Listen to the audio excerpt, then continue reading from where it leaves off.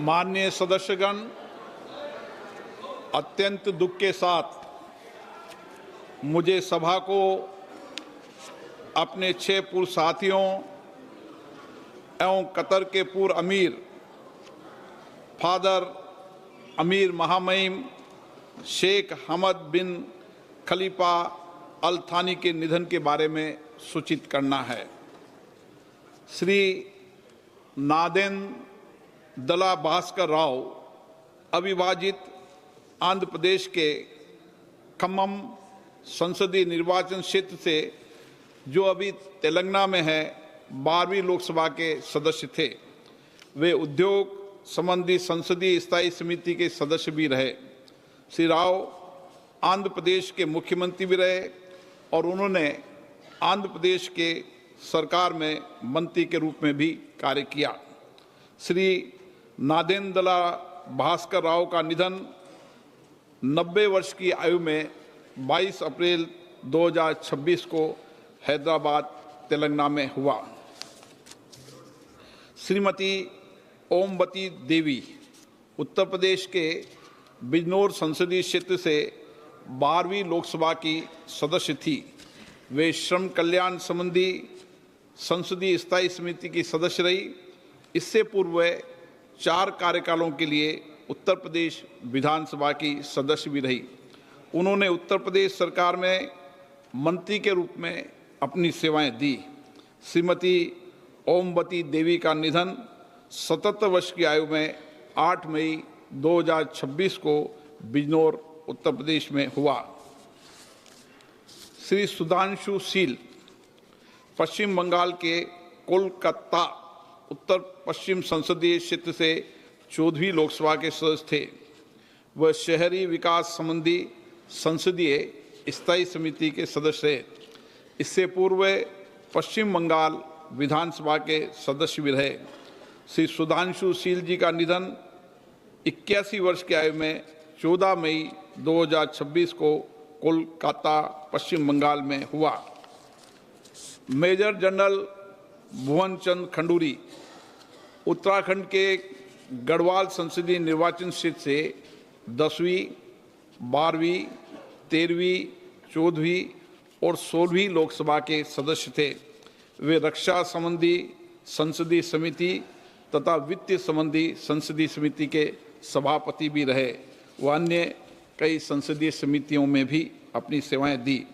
उन्होंने सड़क परिवहन, राजमार्ग मंत्री तथा शहरी विकास, गरीबी उपशमन मंत्री के रूप में भी अपनी सेवाएं दी। श्री खंडूरी जी 2 बार उत्तर प्रदेश के उत्तराखंड के मुख्यमंत्री भी रहे। मेजर जनरल भुवन चंद खंडूरी जी का निधन 91 वर्ष की आयु में 19 मई 2026 को देहरादून, उत्तराखंड में हुआ। श्री केपी धन पालन केरल के चाला कुंडी संसदीय निर्वाचन क्षेत्र से 15वीं लोकसभा के सदस्य थे। वे वाणिज्य संबंधी संसदीय समिति के सदस्य तथा कंप्यूटर के प्रावधान संबंधी संसदीय समिति के सदस्य भी रहे। श्री केपी धन पालन का निधन 76 वर्ष की आयु में 30 मई 2026 को एर्नाकुलम, केरल में हुआ। श्री प्यारेलाल संगवार उत्तर प्रदेश के घाटमपुर संसदीय निर्वाचन क्षेत्र से 13वीं लोकसभा के सदस्य थे। इससे पूर्व 2 कार्यकालों के लिए उत्तर प्रदेश विधानसभा के सदस्य भी रहे। श्री प्यारेलाल संगवार का निधन 71 वर्ष की आयु में 8 जुलाई 2026 को दिल्ली में हुआ।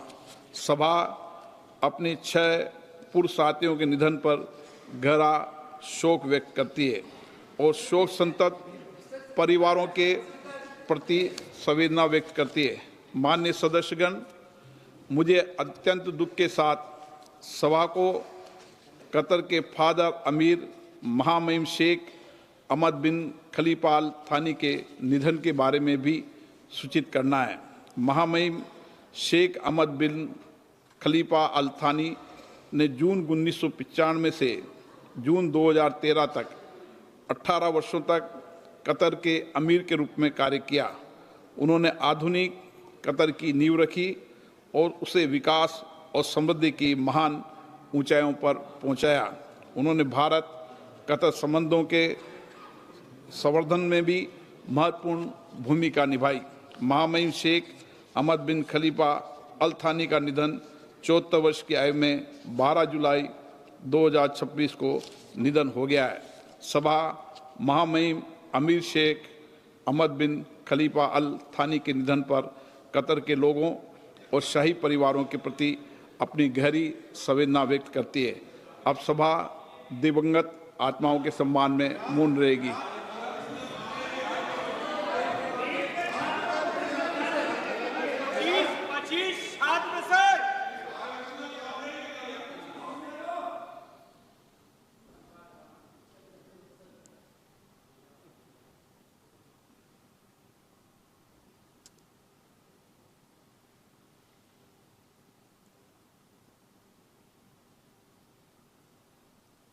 ओम शांति।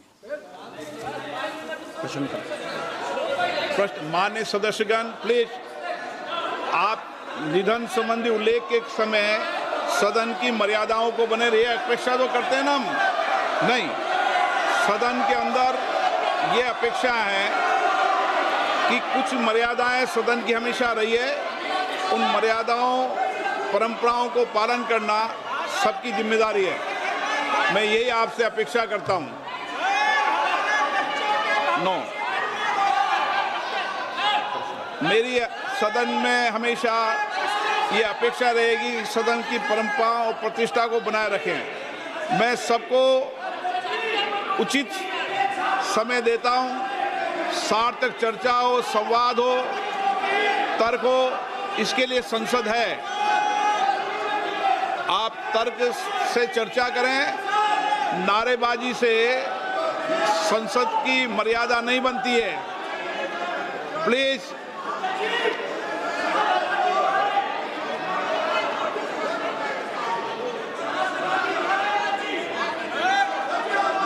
प्रश्नकाल। प्रश्न नंबर 1 धवन लक्ष्मण भाई पटेल। धवन लक्ष्मण भाई पटेल। प्रश्न नंबर 1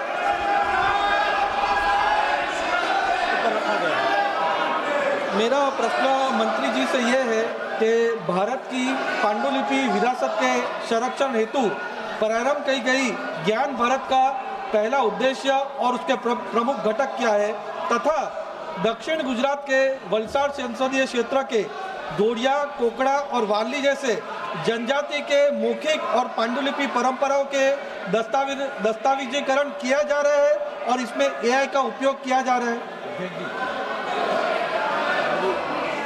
माननीय अध्यक्ष महोदय, विरासत हमें दिशा भी देता है, विरासत हमें दर्शन भी देता है, और इसलिए मोदी जी ने विकसित भारत की जब कल्पना करी तब रेड फोर्ट से अपने उद्बोधन में कहा था कि हमें विकसित भारत बनाना है।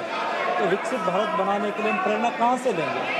मोदी जी ने प्रण दिलवाते हुए देश को कहा था कि हम विकसित भारत बनाने के लिए संकल्प करेंगे, विकसित भारत बनाने का।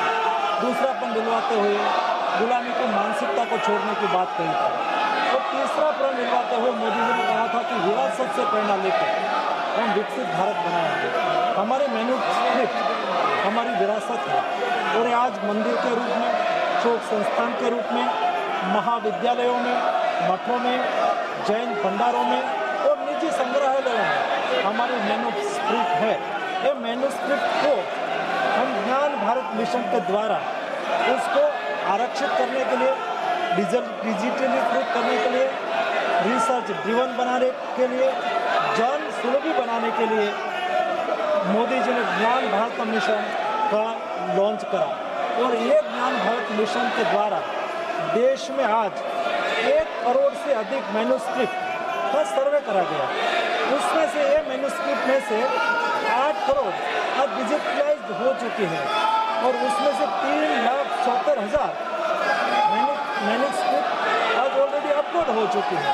और उसमें माननीय सदस्य ने कहा है कि अपनी लोकल लैंग्वेज में भी कोई जो मैन्युस्क्रिप्ट होगी तो उसको भी सर्वे में शामिल करके उसको भी, उसके ऊपर भी संशोधन करा जाएगा और डिजिटलाइज करा जाएगा। माननीय माननीय सदस्यगण,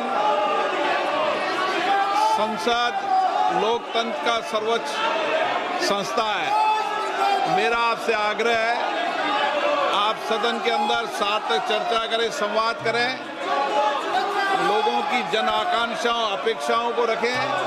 मैं सभी माननीय सदस्यों को उचित नियमों के तहत पर्याप्त समय, पर्याप्त मौका दूंगा। मेरा आपसे आग्रह है कि तख्तियां और नारेबाजी से सदन की मर्यादा नहीं बनती है। मेरा आग्रह है कि सदन का प्रथम दिन है और इस परंपरा को तोड़ना चाहिए कि प्रथम दिन सदन नहीं चलेगा। मैं हमेशा आपसे आग्रह कहता हूं कि आपको पर्याप्त अवसर, पर्याप्त समय मिलेगा। नियमों के तहत नोटिस दीजिए।